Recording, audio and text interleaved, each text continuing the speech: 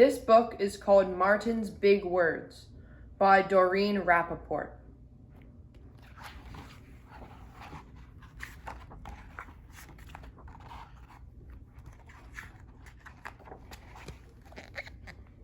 Everywhere in Martin's hometown, he saw the signs, white only. His mother said these signs were in all southern cities and towns in the United States. Every time Martin read the words, he felt bad, until he remembered what his mother told him. You are as good as anyone.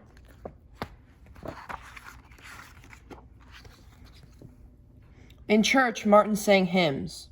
He read from the Bible. He listened to his father preach. These words made him feel good. When I grow up, I'm going to get big words too.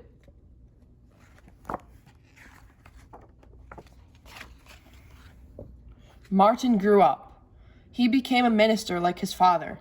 He used the big words he had heard as a child from his parents and from the Bible. Everyone can be great.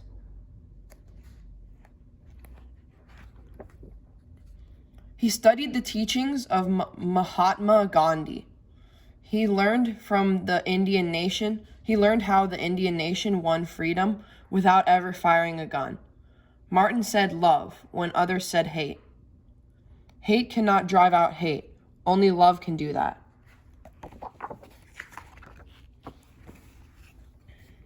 He said together when others said separate. He said peace when others said war. Sooner or later, all the people of the world will have to discover a way to live together.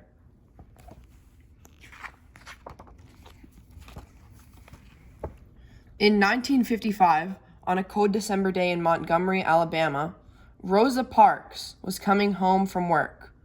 A white man told her to get up from her seat on the bus so he could sit. She said no and was arrested. Montgomery's black citizens learned of her arrest. It made them angry. They decided not to ride the buses until they could sit anywhere they wanted.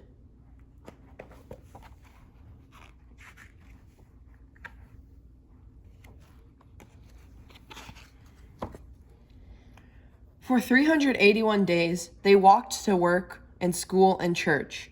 They walked in rain and cold and in blistering heat. Martin walked with them and talked with them and sang with them and prayed with them until the white city leaders had to agree they could sit anywhere they wanted. When the history books are written, someone will say there lived black people who had the courage to stand up for their rights.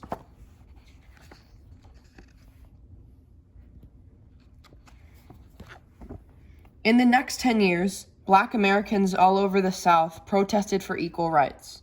Martin walked with them and talked with them and sang with them and prayed with them. White ministers told them to stop. Mayors and governors and police chiefs and judges ordered them to stop. But they kept on marching. Wait! For years I have heard the word wait. We have waited more than 340 years for our rights.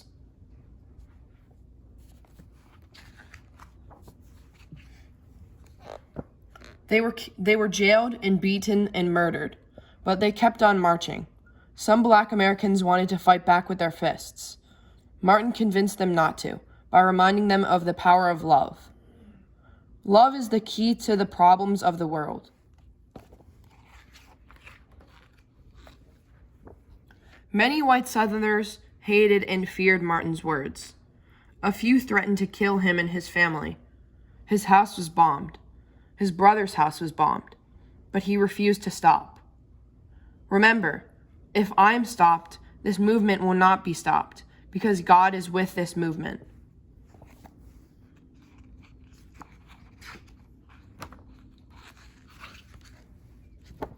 The marches continued. More and more Americans listened to Martin's words.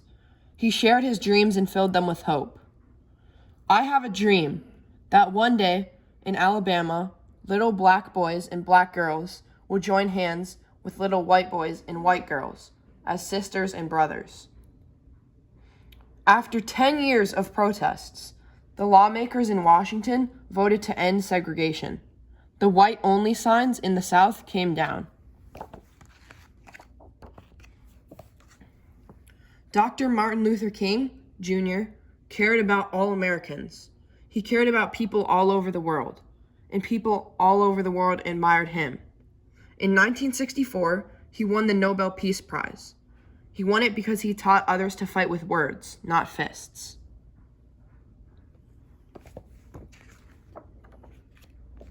Martin went wherever people needed him.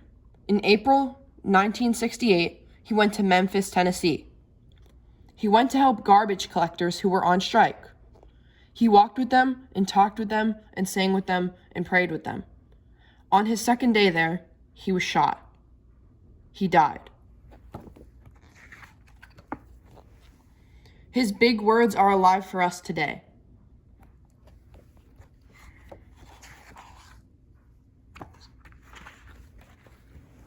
Thank you for listening.